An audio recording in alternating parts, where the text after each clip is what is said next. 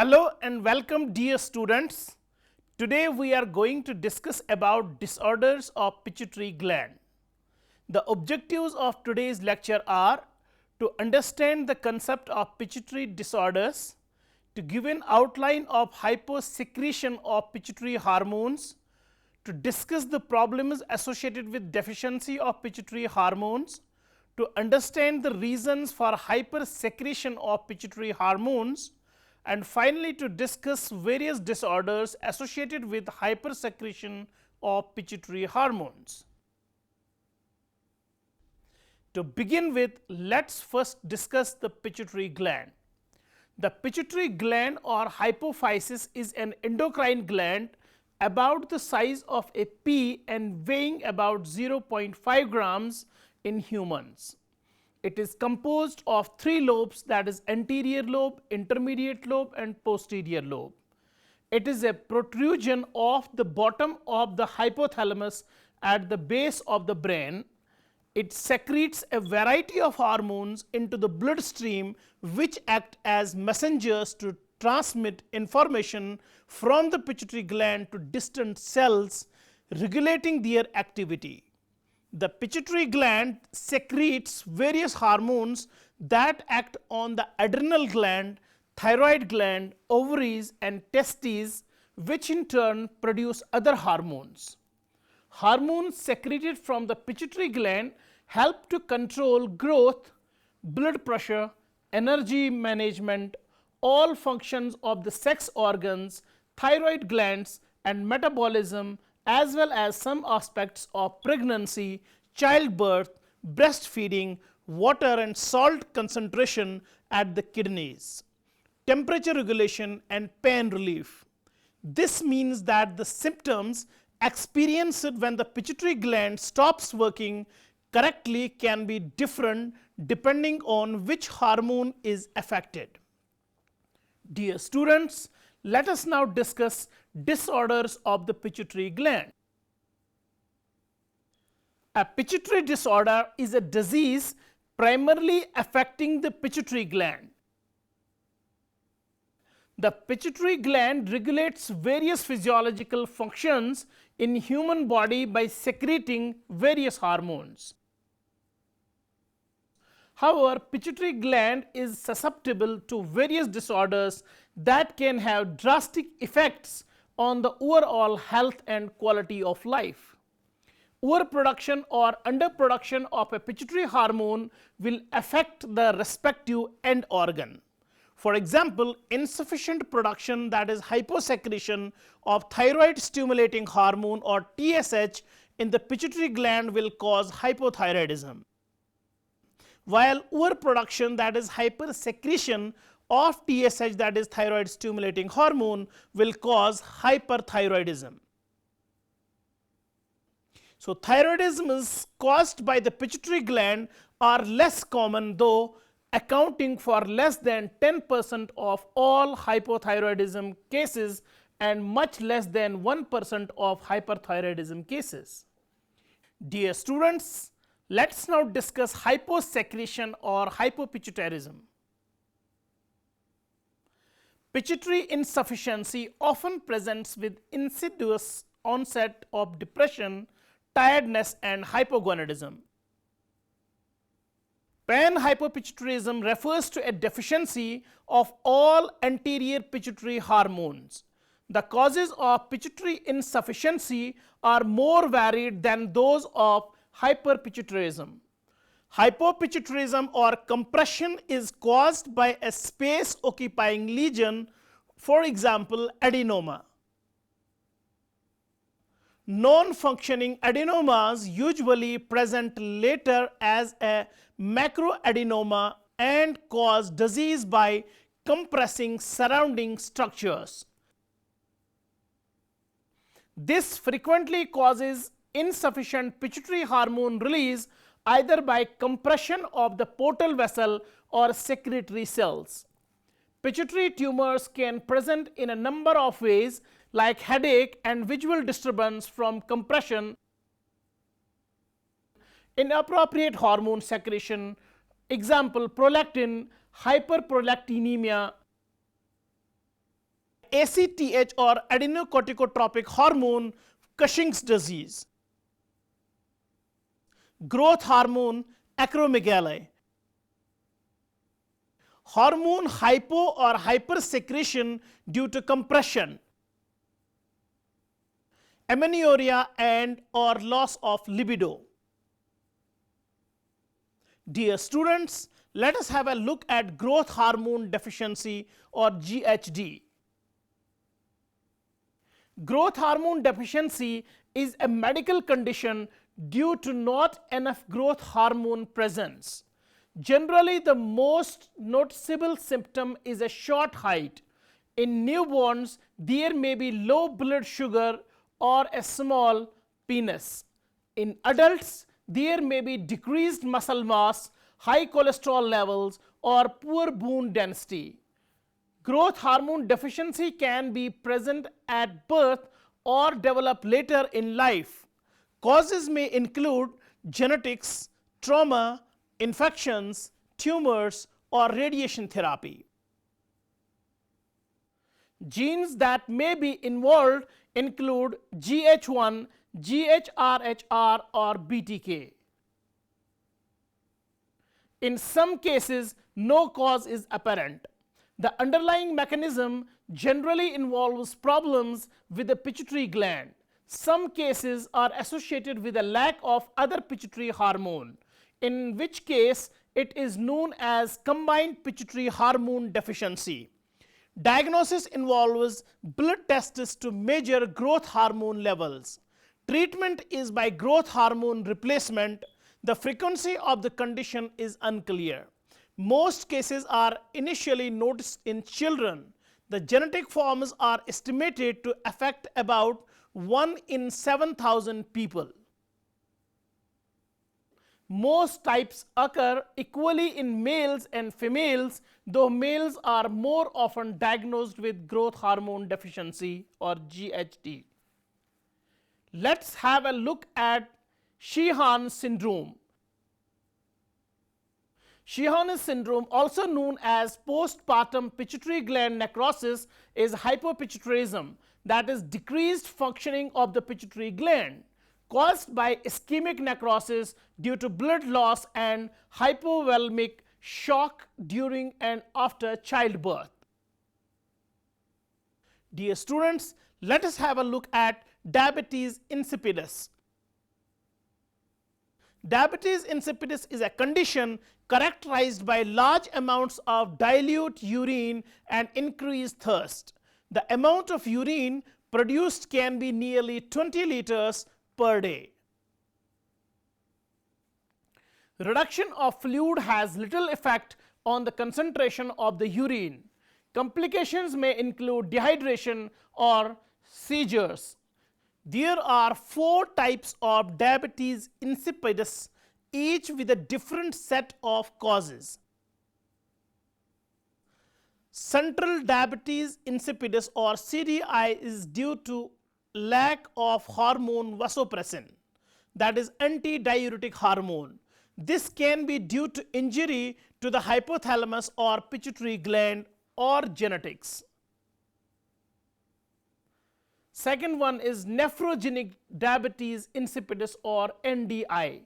It occurs when the kidneys do not respond properly to hormone vasopressin. Third one is the dipsogenic diabetes insipidus. It is due to result of excessive fluid intake due to damage to the hypothalamic thrust mechanism. It occurs more often in those with certain psychiatric disorders or on certain medications. The fourth one is gestational diabetes insipidus, which occurs only during pregnancy.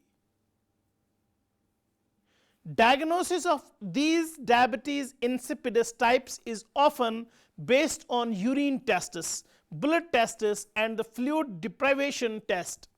Diabetes mellitus is a separate condition with an unrelated mechanism, though both can result in the production of large amounts of urine. Treatment involves drinking sufficient fluids to prevent dehydration. Other treatments depend on the type. In central and gestational diabetes insipidus, treatment is with desmopressin. Nephrogenic diabetes insipidus may be treated by addressing the underlying causes or the use of a thiazide, aspirin, or ibuprofen. The number of new cases of diabetes insipidus each year is 3 in 100,000. Central diabetes insipidus usually starts between the ages of 10 and 20 and occurs in males and females equally. Nephrogenic diabetes insipidus can begin at any age. The term diabetes is derived from the Greek word meaning siphon.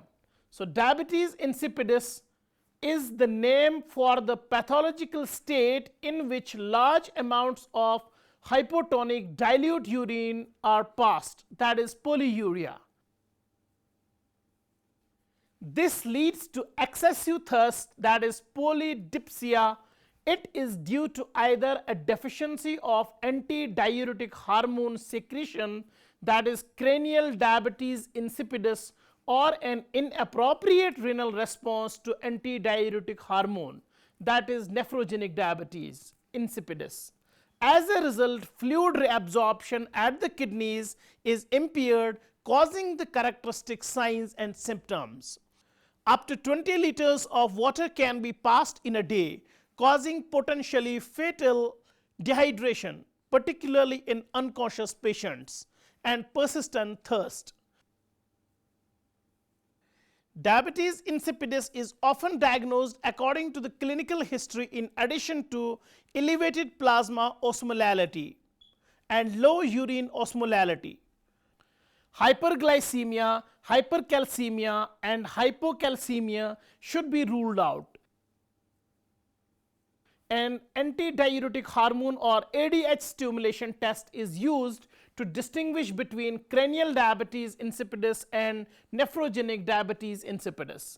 Cranial diabetes insipidus is illustrated by an ability to concentrate urine after fluid restriction alone, but the ability to concentrate urine after administration of antidiuretic hormone. Nephrogenic diabetes insipidus shows an inability to concentrate urine even after administration of antidiuretic hormone. The condition is treated with desmopressin, a long-acting vasopressin analog. Some medications can also alter antidiuretic hormone levels. Dear students, let's now have a look at Pickard syndrome. Pickard syndrome denotes a rare form of tertiary hypothyroidism that is caused by interruption of the portal veins connecting hypothalamus and pituitary. It was characterized in 1972 and 1973 by Renette Pickard and Rudolf Faltbush. Dear students, now we will discuss hypersecretion or hyperpituitarism. Hyperpituitarism is a condition due to the primary hypersecretion of pituitary hormones. It typically results from a pituitary adenoma. In children with hyperpituitarism, disruption of growth regulation is rare, either because of hormone hypersecretion or because of manifestations caused by local compression of the adenoma. The cause of hyperpituitarism in most cases is due to pituitary adenomas. They usually come from the anterior lobe, are functional and secrete the hormone, growth hormone and prolactin. All anterior pituitary cells are capable of becoming neoplastic, as is shown in the figure. Microadenomas tend to be intracellular and are less than 10 millimeters in diameter and are more common than macroadenomas, while as macroadenomas are greater than 10 millimeters in diameter and tend to compress adjacent structures. Between 10 and 20% of the population have pituitary microadenomas, which are clinically silent. Prolactinomas are the most common functioning adenomas of the anterior pituitary gland. They are more common in women and tend to present early with oligomenorrhea, amenorrhea, and infertility. Galactorrhea may occur as a result of excess prolactin secretion by the adenoma. Prolactinomas may present differently in men with erectile dysfunction, visual field defects, and headache. Hyperprolactinemia may also be caused by some medications. Infertility is the result of prolactin interfering with the release of gonadotropin releasing hormone, which inhibits luteinizing hormone and follicle stimulating hormone release and causes hypogonadism. Prolactin secreting adenomas are the most common type of functioning adenoma and secrete excess prolactin by definition. Hyperprolactinemia and galactorrhea can also be caused by dopamine antagonists used to treat patients with movement disorders. Furthermore, renal failure can be associated with hyperprolactinemia due to impaired prolactin secretion. Non-functional adenomas can also produce hyperprolactinemia and by removing dopaminergic inhibition of prolactin release. Let us have a look at acromegaly. Acromegaly is a disorder that results from excess growth hormone after the growth plates have closed. The initial symptom is typically enlargement of the hands and feet. There may also be enlargement of the forehead, jaw, and nose. Other symptoms may include joint pain, thicker skin, deepening of the voice, headaches, and problems with vision. Complications of the disease may include type 2 diabetes, sleep apnea, and high blood pressure. Acromegaly is usually caused by the pituitary gland producing excess growth hormone. In more than 95% of the cases, the excess production is due to a benign tumor known as pituitary adenoma. The condition is not inherited from a person's parents. Rarely, acromegaly is due to a tumor in another part of the body. Diagnosis of this condition is by measuring growth hormone after a person has drunk a glucose solution or by measuring insulin-like growth factor 1 in the blood. After diagnosis, medical imaging of the pituitary is carried out to determine if an adenoma is present. If excess growth hormone is produced during childhood, the result is the condition gigantism rather than acromegaly. Treatment options include surgery to remove the tumor, medications, and radiation therapy. Surgery is usually the preferred treatment. The smaller the tumor, the more likely surgery will be curative. If surgery is contraindicated or not curative, somatostatin analogs or growth hormone receptor antagonists may be used. Radiation therapy may be used if neither surgery nor medications are completely effective. Without treatment, life expectancy is reduced by 10 years, and with treatment, life expectancy is not reduced. Acromegaly affects about 6 per 100,000 people. It is most commonly diagnosed in middle age. Males and females are affected with equal frequency. It was first described in the medical literature by Nicolas Saucerote in 1772. Dear students, let's now have a look at the Cushing's disease. Cushing's disease is one cause of Cushing's syndrome characterized by increased secretion of adrenocorticotropic hormone or ACTH from the anterior pituitary, that is secondary hypercortisolism. This is most often as a result of a pituitary adenoma, specifically pituitary basophilism, or due to excess production of hypothalamus CRH, that is corticotropin releasing hormone, or tertiary hypercortisolism or hypercorticism that stimulates the synthesis of cortisol by the adrenal glands. Pituitary adenomas are responsible for 80% of the endogenous Cushing's syndrome when excluding Cushing's syndrome from exogenously administered corticosteroids. This should not be confused with ectopic Cushing's syndrome or exogenous steroid use. Dear students, let us have a look at the syndrome of inappropriate antidiuretic hormone secretion or SIADH. Excess antidiuretic hormone secretion or the syndrome of inappropriate antidiuretic hormone secretion can be caused by neurological, endocrine, malignant, or infective diseases, but it can also be idiopathic, post-operative, or caused by medications. Excess antidiuretic hormone secretion causes water retention resulting in hypoosmotic hyponatremia, that is low plasma sodium.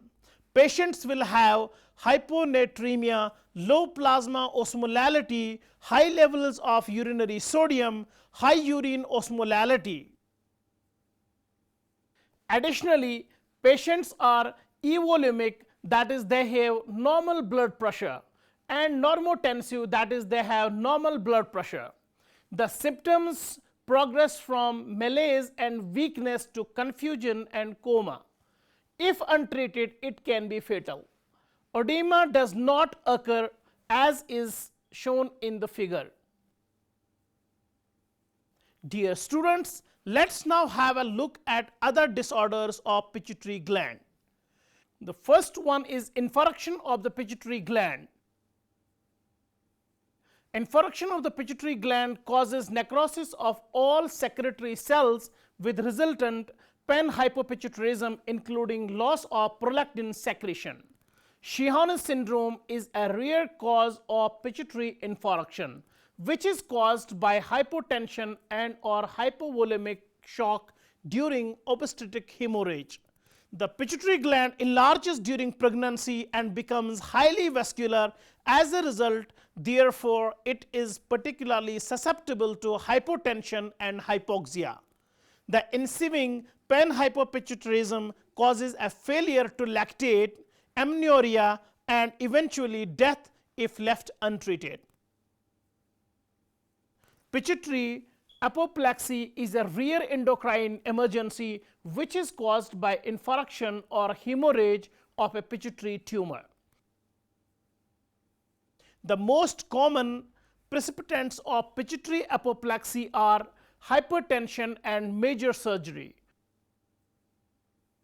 Patients typically present with the following symptoms like sudden onset of severe headache, thunderclap, that is classically retroorbital, nausea, vomiting, and decreased conscious level.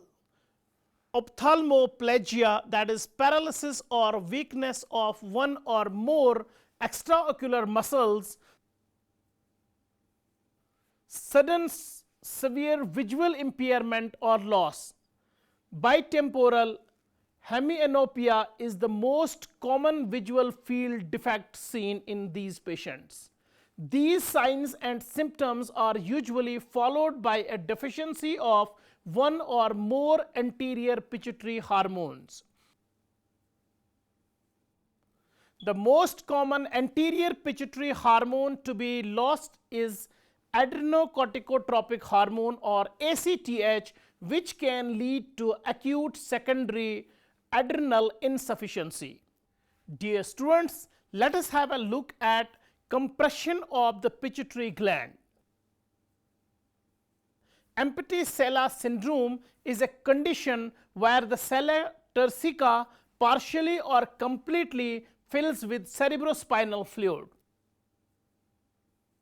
The majority of patients have no associated pituitary problems, but it may cause pituitary compression, which could lead to pituitary insufficiency. It's not always pathological. Finally, let us have a look at other causes of pituitary failure. Pituitary failure can also be caused by inflammatory or infiltrative processes like sarcoidosis, lymphocytic hypophysitis, hemochromatosis, and ineffective processes, for example, tuberculosis and syphilis. Dear students, it was all about today's lecture. Hope you have understood it well. Thank you and goodbye.